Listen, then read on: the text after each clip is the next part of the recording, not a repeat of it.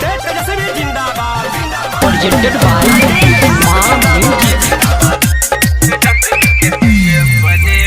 DJ Sumit Satish Rema,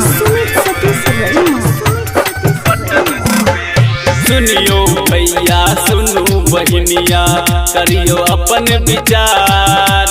15 साल सुशासन बाबू बना देलक लाचार। तेजस्वी के सीएम बनेब लालटेन पर बटन दबेब।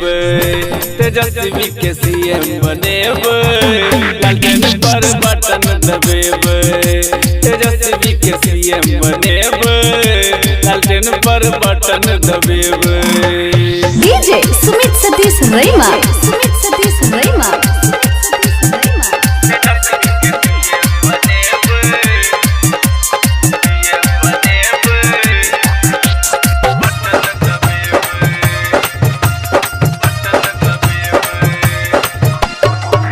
बालकियो भैया रबरी लालू के पहले विकास करते गरीब मजदूर के। सबसे बिहारक जनता यो भैया सबके यह विचार। तेजस्वी के सीएम बनेब लालटेन पर बटन दबेब। तेजस्वी के सीएम बनेब लालटेन पर बटन दबेब। तेजस्वी के सीएम बनेब लालटेन पर बटन दबेब। DJ Sumit Satish Rema,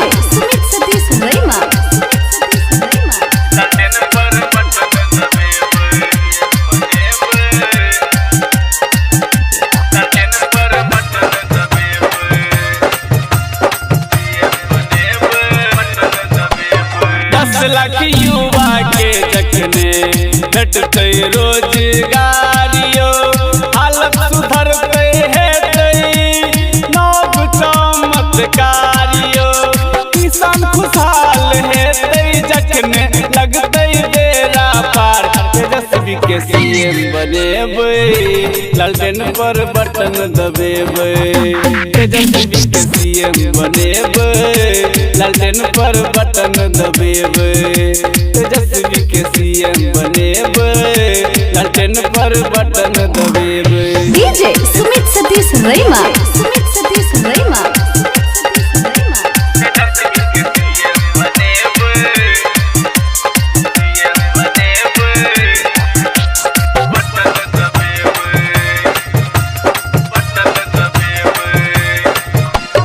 भैया राम कुमार यादव लदनिया तैयारियो उनके संगे क्षेत्रक जनता को रही जय जयकारियो।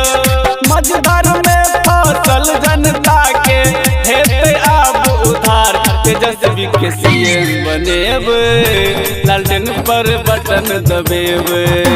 तेजस्वी के सीएम बनेब लालटेन पर बटन दबेब।